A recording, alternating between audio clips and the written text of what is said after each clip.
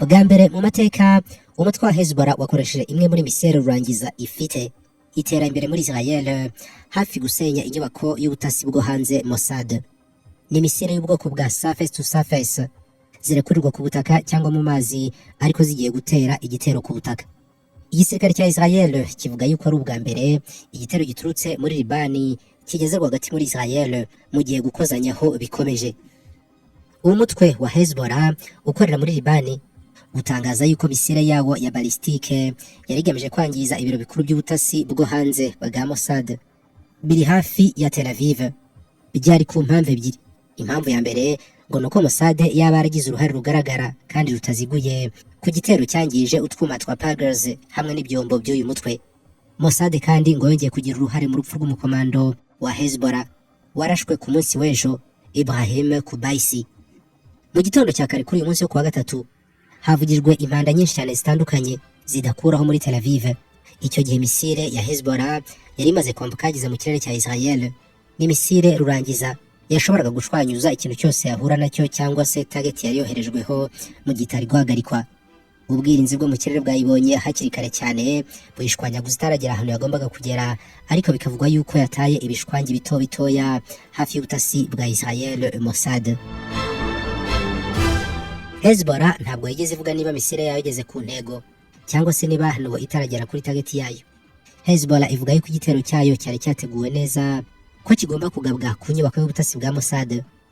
Igitero cya Hezbollah kuri Israel kije mu gihe Israel ikomeje gusukiranya bombe nyinshi ziremereye muri Libani, aho ubu ngubu abagera hafi kuri 600 hamaze gusiga ubuzima bwabo muri ibyo bitero, ibihumbi n'ibihumbi birakomereka, abandi bavuye mu byabo.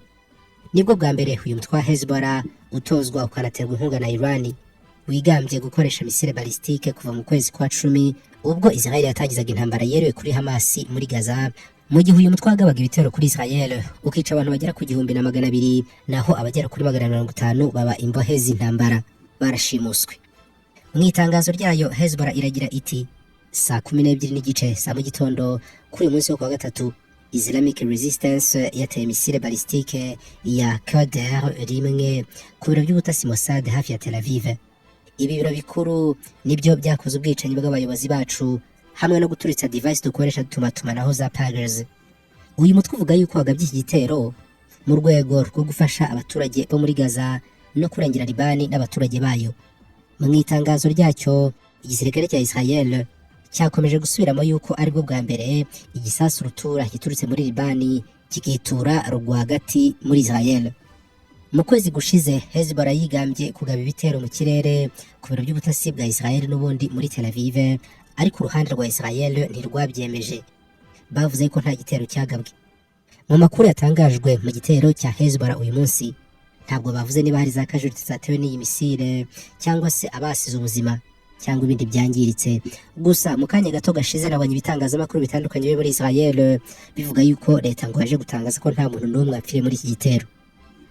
Kibinyujije kuri X, igisirikare cya Israel kirwanira mu kirere cyatangaje ko cyahise gikoresha indege zacyo z'intambara ubundi zijya gutwika launchers yateye iyi misile. Byemezwa yuko iyi misile yaterewe mu gace ka Nafakiye muri Libani. Igisirikare cya Israel kandi cyavuze yuko kuri uyu munsi wo kuwa gatatu Hezbollah yanagabye ibitero bikaze mu gace ka Syria kitwa Golani Heights no hafi y'umusozi wa Carmel uri mu majyaruguru ya Israel. Aha muri Golani Heights bwahoze ari ubutaka bwa Syria, ariko uyu munsi Israel yarabwigaruriye.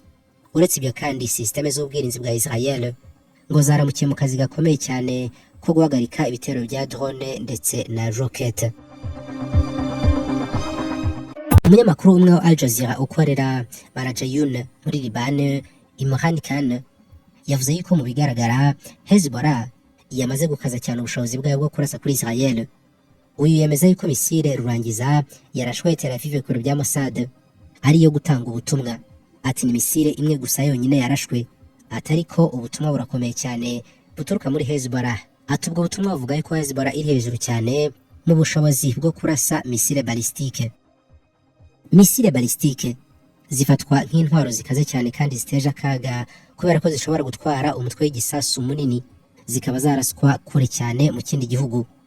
Misile balistike zihagurutswa na rocket n'imbaraga nyinshi cyane kandi zikabanza gutumbagira mu kirere zikinjira mu isanzure ubundi zikaza kumanukira kuri tageti cyangwa ku ntego zahawe. Uyu Imran Khan w'umunyamakuru akomeza agira ati igisirikare cya Israel cyatangaje yuko cyashwanyaguje iyo misile itaragera ku butaka. Ubwoba ku banya-Israel bushobora guterwa nuko wenda basanze ubwirinzi bw'ikirere bushobora kurushwa imbaraga na misile balistike zifitwe na Hezbollah. Avuga kuri misile yarashwe i Tel Aviv, umuvugizi mpuzamahanga w'igisirikare cya Israel Nadav Shoshani yagize ati n'ubwa mbere Hezbollah yarashe kuri Tel Aviv, misile yarashwe yari remereye cyane kandi igera mu ntera ndende. Umuyobozi mukuru wa Hezbollah bwana Hassan Nasrallah yavuze inshuro nyinshi ko ibitero bya Israel mu murwa mukuru Libani bishobora gutuma Hezbollah igaba ibitero bikaze kuri Israel by'umwihariko Tel Aviv, ahafatwa nk'izingiro ry'ubukungu bwa Israel n'ubutegetsi. Mu ntambara zose zagiye ziba hagati ya Israel na Hezbollah, harimo iyo mu bihumbi 2006, iyo yari ikaze cyane. Nyamara ariko nubwo yari ikaze cyane, nta misile n'imwe yigeze iraswa na Hezbollah kuri Israel ngo igere kure nko mu majyepfo ya Tel Aviv. Hagati aho Israel iracyakomeje gusukiranya imvura za misile nyinshi kuri Libani.